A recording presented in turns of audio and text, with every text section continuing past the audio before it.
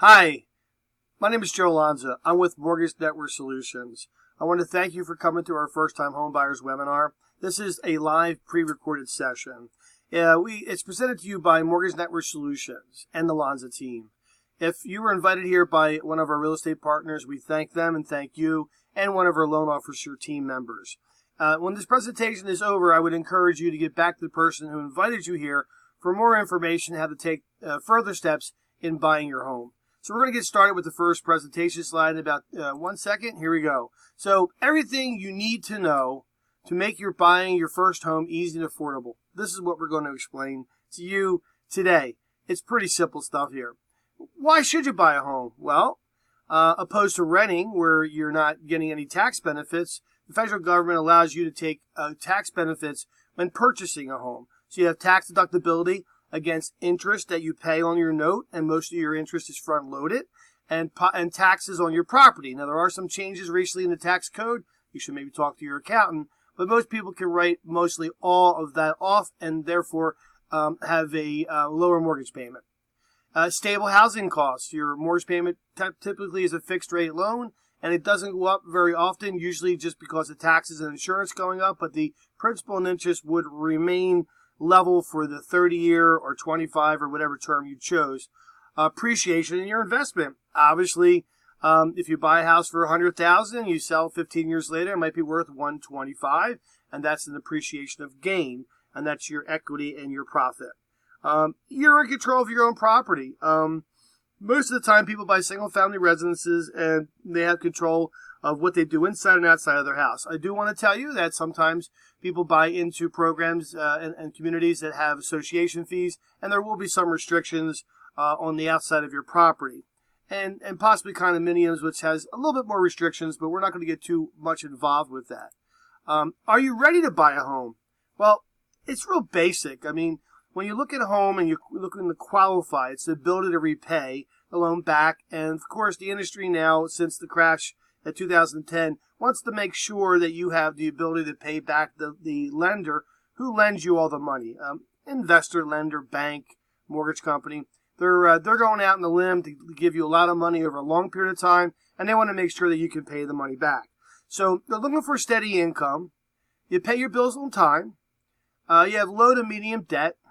And you have an available down payment and an ability to pay the mortgage. Now, with the down payment, there are some programs out there I won't go into. This isn't a seminar or a webinar that we're going into a lot of detail. It's just a very general webinar, and you can get with me or one of my team members or even with the real estate agent to talk about a specific product. But there are some products out there that allow 100% financing, and that would be USDA, and that's basically for the rural areas, and if you're eligible for a VA loan, okay?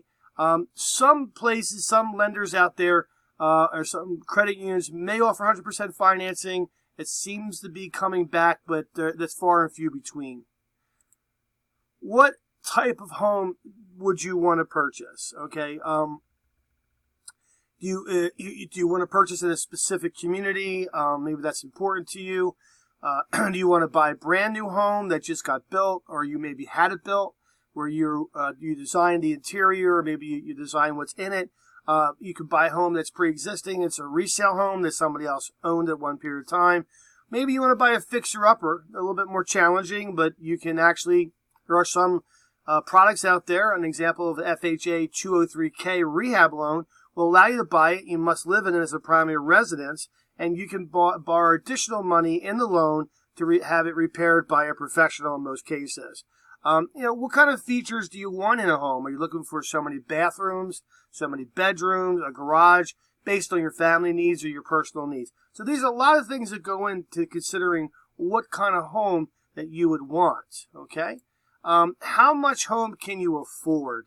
Now, this is where I come into play and my loan officers. We will do the mathematical equating by looking at your qualified income and your debts and do some math and come up with percentages. It's really not very complicated. But if you look, you'll notice that these slides that you're looking at are a little bit conservative and more rigid. But housing costs, in a general speaking, it would be 29% of your income. Okay, so basically, if you made, $3,000 a month gross income, you're talking around $900 would be your housing income, or 29%, give or take a few dollars.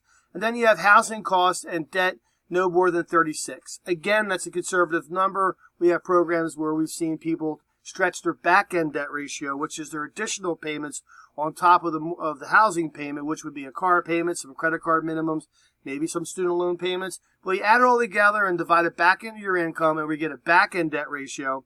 And that, again, the slide says 36, but believe it or not, we've had some of our products stretch out to over 50%. And then there's, like I said, there are special loan programs out there that allow people to buy that they would not qualify under a normal, generic vanilla program. Okay, now, why be pre-approved? Well, I hear this a lot from our real estate partners that they, maybe they're new in real estate and they're excited and they get a phone call. Hey, I want to see that house, Nancy. And she's excited. She gets in the car, she drives around, shows that house and maybe two more houses, and turned to them and said, hey, would you like to put an offer in? And the person that had called them up said, love to, but I'm not working right now. I'm in between jobs. So you want to be pre-approved because, number one, is real estate agents work on straight commission, and they're looking to help people that are ready to buy.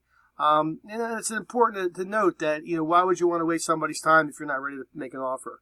So so you know what you can afford, and before you start shopping, you don't want to look at houses that are $500,000. You can only afford a house for $200,000, or whatever the case may be. It shows the sellers you're serious about buying. A lot of offers that go in should have a pre-qualification or a pre-approval because the seller won't entertain the offer unless they see some kind of credence that you've done your due diligence. You can make an offer as soon as you find a home when you have a pre-approval. So it's very important that you get on the right tracks to talk to a professional like myself or anyone you choose and make sure you've had the pre-qualification work done correctly. Okay. Now, for the pre-approval on a full doc loan, there are alternative document loans, but on a standard loan, the FHA, VA, conforming, Freddie Mac, Fannie Mae, they're all going to require pay stubs for W-2 employees and stuff like that. If you're self-employed, you're going to need additional things like filed business bank statements and personal returns, tax returns. So going down from top to bottom, usually we need 2 or 3 months of pay stubs. Generally, it's really 30 days worth, but it could be a little more. W-2s for the last 2 years. Now, this presentation is being recorded in January, and we will ask for 3 years because the 19 is due, and we're still asking for 19, 18, and 17. And within a month, we'll just be asking for 19 and 18, okay? Bank statements, you have to show the money is available for closing, and there are other ways to get additional monies that are considered proper if you don't have all the money to purchase. 2 years tax returns, mainly for self-employed people.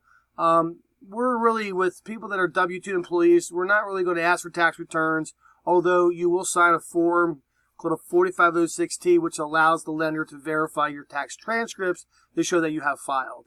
And you would have to prove any additional income, like if you're on disability, receiving, if you want to use that income to qualify, child support if you plan on using that, and other forms of income besides earning income through a job.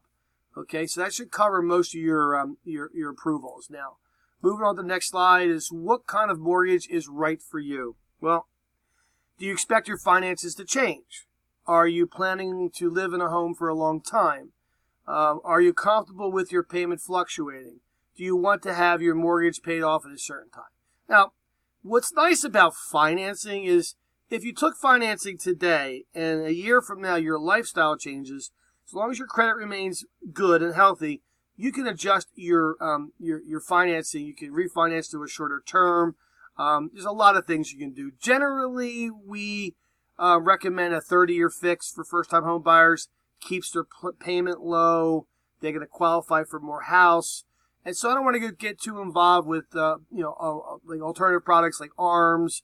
They get a little complicated, but generally most people are going to stay in the house for 15 to 20 years. There is averages that people move every 7 years, and that's just an average, but not everybody does that. So really, we feel comfortable with telling people that you're probably better off with a 30-year fixed and get a good prime low rate. And by the way, hey, rates are really good at the moment. So if you're thinking about buying, I really would look into it. Fixed rate mortgages they remain the same with principal and interest. Now, a lot of the programs that we offer require that the taxes and insurance be put into the mortgage and it's collected on a monthly basis. Now, I tell people honestly up front, what can change in a mortgage payment on a fixed rate mortgage is the taxes could go up over time, every couple of years a little bit, and homeowners could go up. Recently, I saw homeowners can also go down. So most of the time it goes up, unfortunately, but it can sometimes go down. But taxes tend to seem to go up on a steady basis over a long period of time.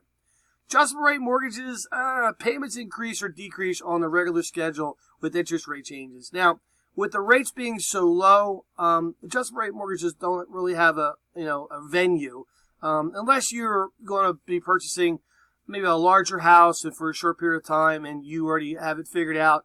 You might want to do a 5-1 ARM, which is 5-year fix, a 3-1 ARM, there's 10-1 ARMs.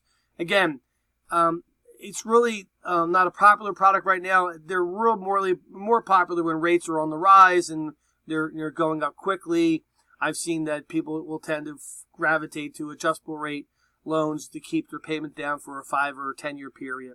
So without getting too much into ARMs, at this point, we're going to really stay focused on a simple 30-year fixed, which I think is more appropriate.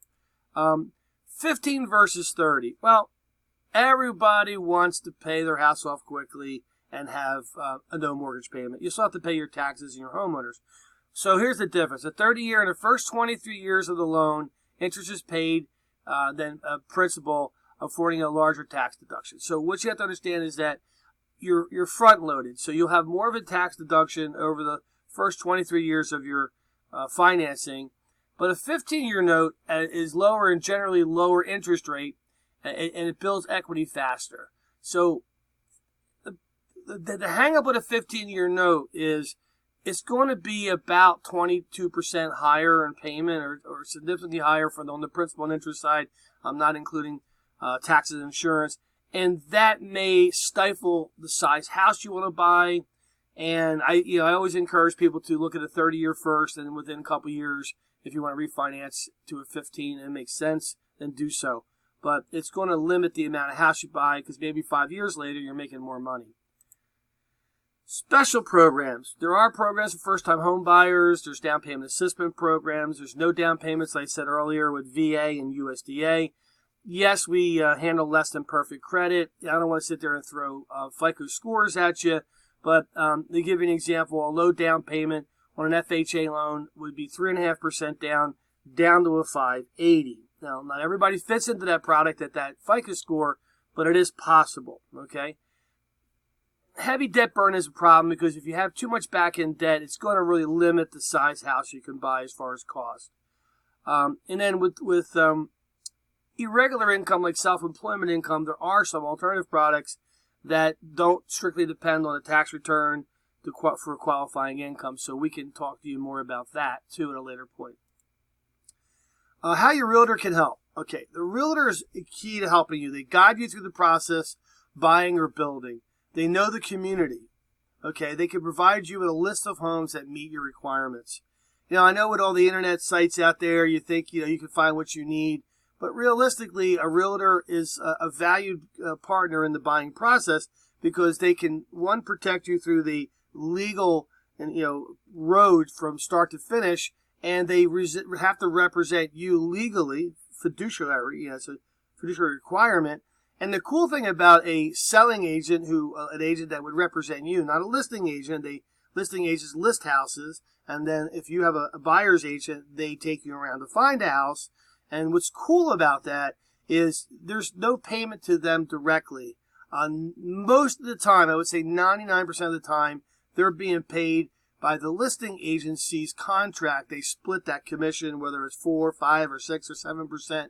Part of that goes to the other agency where the broker works or the agent works, and there is a split there. So you don't ever have to worry about paying the fees that they earn or the commissions they earn when they help you. So they have to represent you by laws and rules, but yet somebody else pays the fee. Pretty cool thing, okay? So how a realtor can protect you is really simple. I kind of went over it. The seller is represented by the listing agent.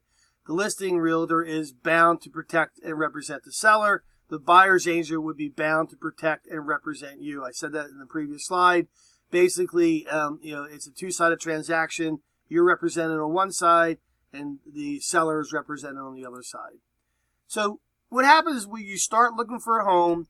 You compare the list of must-haves. So you write down all the things that you want in a home. You may not be able to get everything you want in a home, and you have to compromise. Even if you go new construction, a new construction could be quite pricey. I see, no matter what area you're in, because the cost of building a home today with material and labor is quite high.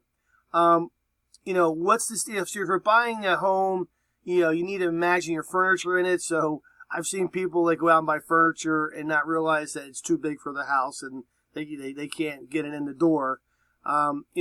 What's the state of repair? If it's a pre-owned property, are you buying a house that needs a lot of work? So if you are getting a good price on it and you see the value in that, you could do the repairs and bring the equity back up. That's up to you. If you're handy like myself, of course, my wife loves that I'm handy. Sometimes I wish I wasn't so handy, but there's nothing wrong with being handy and fixing something that you don't need a professional to come out and do. So ask the realtor to point out the pros and cons of the property you're looking at. Obviously, FHA looks for safety inspections, and sometimes sellers don't want to use FHA. And I'm talking about the standard FHA program, which is a 203B, where the seller would be required to do the repairs that the appraiser would discover during the inspection. Okay, but the good news is there is a program called a 203K, which if you have a house that's in a little bit of a disarray and it's being sold under market value, you can borrow the extra $5, $6, $7, $8, $10,000 within the loan and financing it one time and have the work done after you settle. Great product, by the way. Okay. When you've found the home you want, what do you do next? Well, you determine the amount you're willing to offer. You decide how much earnest money you'll put down. Now, this gets to be confusing for people because they always say the down payment. Earnest money, EMD as we call it by acronym, is the money that you're pushing aside or writing out of your checking account to give to the listing agency for the purpose of holding the house off the market. The money does not go to the seller. It doesn't get put in their pocket. It goes into an escrow account at the listing agency's office. So if your required deposit is 3.5% on $100,000, that's $3,500, and you're asked to give $1,000, that money will show up at settlement with the balance of your down payment of $2,500 to equal the full down payment. Okay. Now, another thing to know when you determine the amount you are willing to offer, the seller is allowed to contribute towards your closing costs. Okay. And that's important to know. And maybe if you have all the money to buy the house, and maybe you need $9,000 to buy and you're sitting on $15,000, and you want to offer a pretty large, discounted offer and know that you can cover all your closing costs, then by all means make the offer. But a lot of people I talk to, especially in the first-time homebuyers market, they're short on funds and are limited to what they can get from relatives, if at all. So they tend to, you tend to kind of explain to them that you're going to offer $100,000, that's what they're listed for, and you want them to give you 6% or $6,000 towards your closing costs, which are like 11, and it would cut the closing cost down to 5 as an example. You would probably want to give a full price offer less than 6%. So the seller is still not, yielding $100,000 in gross profit. They're only yielding $94,000. So there's no difference with you saying I'll offer you 94, I'll pay my closing prepaids and costs and down payment, or saying I'll offer you $100,000, but please give me back $6,000 towards my closing costs. So that would be the same thing for the seller, but you would borrow an extra $6,000, which really indirectly you're financing closing costs, which you can't do. You cannot borrow money to buy a house. It's not proper. It's not allowed. Okay. Determining the amount of an offer. What is a comparable home selling for? What is the home's condition? How long has the home been on the market? What are the financing terms? What is the seller's situation? Relying on your real estate realtor for guidance is key. Be prepared to negotiate. Now, that's a pretty busy slide there. What are the comparable homes? Well, I'm a mortgage guy. I don't know all the communities out there. The real estate agent that you empower to work for you will check the comparable homes that sold in the last 90 days. That's kind of the general rule, to make sure that the house isn't overpriced and you're not overbuying. Okay, if the home's in good condition, expect the seller to want a pretty good penny for it. Okay, if it needs work and if it's priced right, then that's part of negotiation. Now, how long has the home been on the market? That's a double-edged sword, because in a seller's market, they don't stay on the market long. If it's a nice house and it's a seller's market, which it is, inventory is low at the moment, houses will sell kind of quick. So if it's been on the house a long time, chances are the seller's tired and wants to get rid of it and would probably take a lower offer. Your financing terms, again, you'll discuss with us. We're going to find the best terms we can based on what you can afford, what product makes sense based on FICO score, and the lowest down payment, if that's the case, to get you in for the lowest amount. People are amazed. They think they have to come up with a 20% down payment. That's not true. On an average, if I had somebody to buy a $100,000 home with FHA and a full seller assist, they literally could get in for $4,500. And if you get with me, and I'll show you the math with the seller concession giving money towards closing. So when you say negotiate, you're not calling up the seller and saying, "Hey, I'll give you this." You talk to your agent calls the listing agent, they go back over ideas.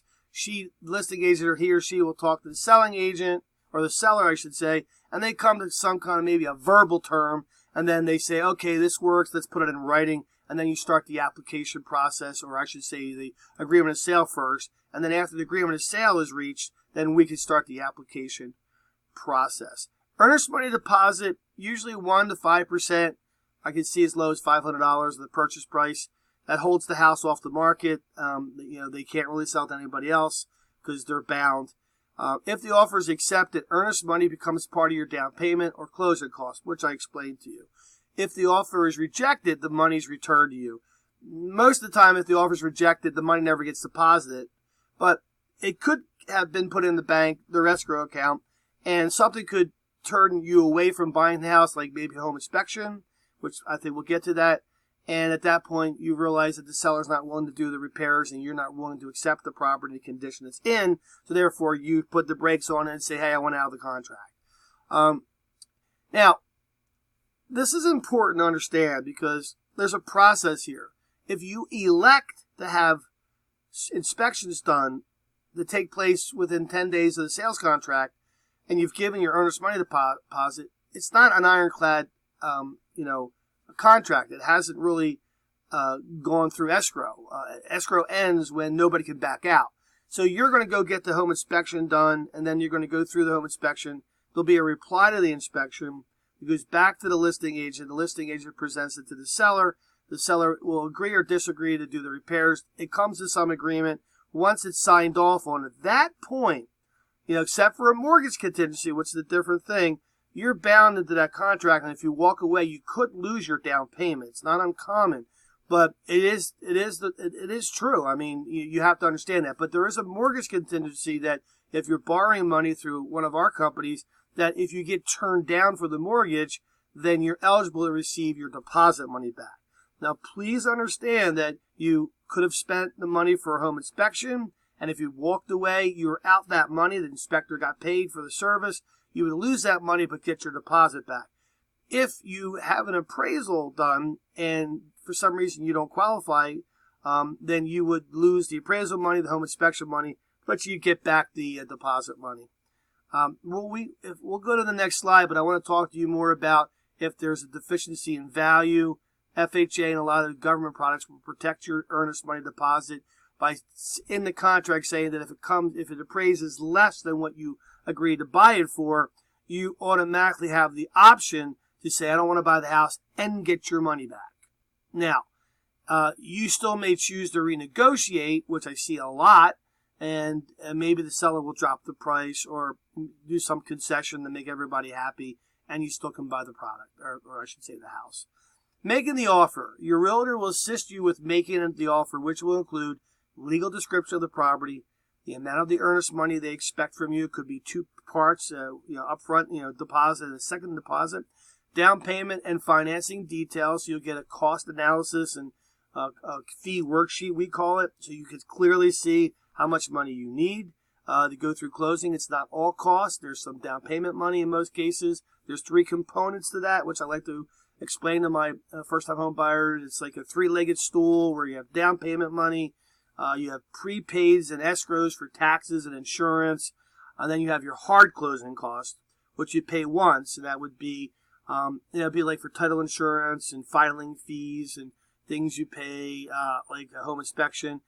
You could pay points to buy the rate down, and maybe some investor or administrative fees too. That exists. A lot of banks and credit unions will charge those type of fees. Typically with us, we go 0 points and 0 administration fees, which I love. It really makes the buying process affordable for most people. And the length of time the offer is valid, usually it's valid for 1 to 2 months with the opportunity to extend it.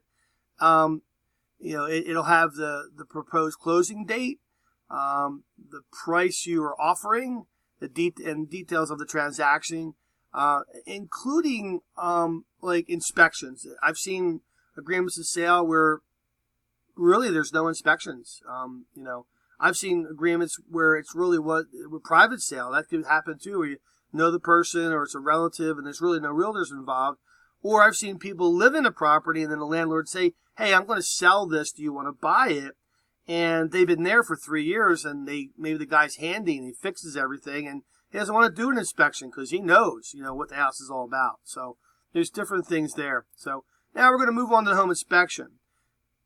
How to make you sign a form, it says home inspection. They basically explain to you that don't depend on the appraiser's safety inspection for your home inspection. They clearly explain the purpose of an FHA certified appraiser. Besides the fact he certifies and comes up with an appraised valuation of what he thinks the property is worth, he has to go around the house and look for safety defects. It has nothing to do with home inspection. Home inspection is designed for a professional that's certified and licensed to take you through every part of that house, open up the cabinets, run the water, turn the heater on, turn the air on, look at the roof, look at the attic, look at the electricity, look at the plumbing. Visually. I mean, they can't look at everything. They can't, not going to be cutting holes in the walls, obviously, but give you like an owner manual overview. Last I checked, when you buy something out of the box like a TV or any kind of an appliance, you get a manual. Well, you don't normally get a manual with the house. So the home inspector is like your walkthrough manual. Life of a water heater is usually 10 years. Expect to be replacing them from time to time. Same thing with heaters. All different things when the house is pre-owned and on the older side. They look at structural stuff. If they see something suspect, they may have another inspector come out there that's professional, that handles that specific issue. He's going to be more general in basis. Like, here's an example. If you have well and septic, okay, well, he's going to recommend that you have a well and septic expert come out, company that does it for a living, inspect the well, and they'll have to, and inspect the septic system. They want to know how many people are going to live there. That's important for flow, and I want to get into all the details. And then the water test for clarity that the well is in good shape. These are all additional tests that cost money. It all varies for the area, so these are fees that you'll pay up front that you may not recoup if you don't buy the house. Moving on. Closing costs include, they include escrow fees, property taxes, interest, possibly loan origination fees, recording fees, survey fees. Well, Pennsylvania is a non-survey state, but New Jersey is. Appraisal, absolutely going to pay for an appraisal. Homeowners insurance, have to have it insured. Mortgage insurance, most of the time with our first-time home buyers, there is some form of mortgage insurance that is built into the payments to protect the lender. Title insurance, well, people get confused with title insurance. What is title insurance? You're paying for the past. The previous owner could have encumbrances, liens, judgments, and certain types of these things, judgments, liens, encumbrances, they don't follow the homeowner. When the homeowner sells the house and you buy the house, some of those things are attached to the property. And whoever becomes the owner of the property now owes that bad debt. It could be maybe there was a mechanics lien put on the property because the guy had windows put in 5 years ago and stiffed the guy and never paid the bill. He goes to the courthouse and says, hey, Mr. Smith had a contract with me. I installed the windows. He gave me $1,000. It was a $6,000 job. He still owes me $5,000. And the judge says, fine, here's the proof. And they slap a lien against it. Well, that type of a lien will follow the homeowner. Did I say that? I said it wrong. Follow the house, not the homeowner. So when they do a title search, they're going to find that encumbrance and force the homeowner, when they sell the house, to pay that bad debt. That's what a title search does. And title insurance will protect you from that the minute you buy the house backwards, okay, for the end of time. Loan discount points, again, you might want to buy the rate down. First payment to escrow account. Basically, you have to put money aside at settlement to cover your escrows for future taxes and homeowners. And maybe a document preparation fee. That's usually on the title side. So just to go through this again, not everything applies. Like, we're not a survey state. Recording fees are mandatory. Interest on the note that you're buying in the month. So usually we're doing 15 days of interest. But really, that interest component will be based on the exact day you buy. So if you buy on the 15th, then it'll be 15 days of interest. If you buy on the 20th, then it'll be 10 days of interest. If you buy on the 5th or the 10th, it would be 20 days of interest. So it's all, that number is going to go up and down based on the day you settle. Okay. Moving on to on closing day. Hey, you got to clear the close from through the lender. That's a good thing. Everybody's happy. You're going to get what you want. The buyer gets what they want. They want to sell the house, get the money. You get the, you need to get to pledge a mortgage, and you get to get into the property. So you're going to present a receipt of homeowner's insurance. That's actually done before the package is sent out. So that'll be done by the lender before you even get there. Closing agent will list money you owe the seller and money the seller owes you.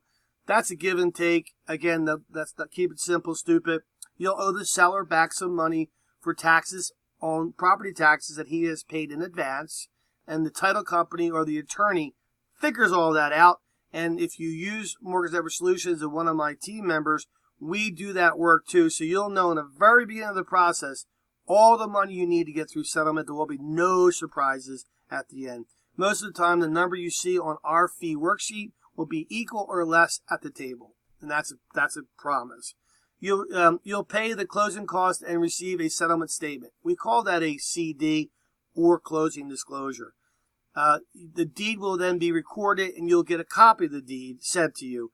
You won't get the original deed until you pay the house off, just like the title to a car. You're not going to see the title to the car until you pay the car note off. It's the same concept. And then that's it. You get through closing. Everybody's happy. You get the keys. They get the check. The seller gets the check. Off you go to the house. Okay? Now, congratulations. You're now a homeowner. You got to cut the grass. You got to paint the fence every couple of years. You got to keep everything in the house in good working order. And it's really that simple. So get back to the person who invited you here to this presentation. We're glad we spent a little bit of time with you. It's about like 33 minutes. Again, this was brought to you by Mortgage Network Solutions, the Lanza team, myself and my team, and any real estate agent that's on our team that referred you over. We want to thank you again in advance for coming to the program and looking forward to helping you with your American dream. Take care, and you have a great day.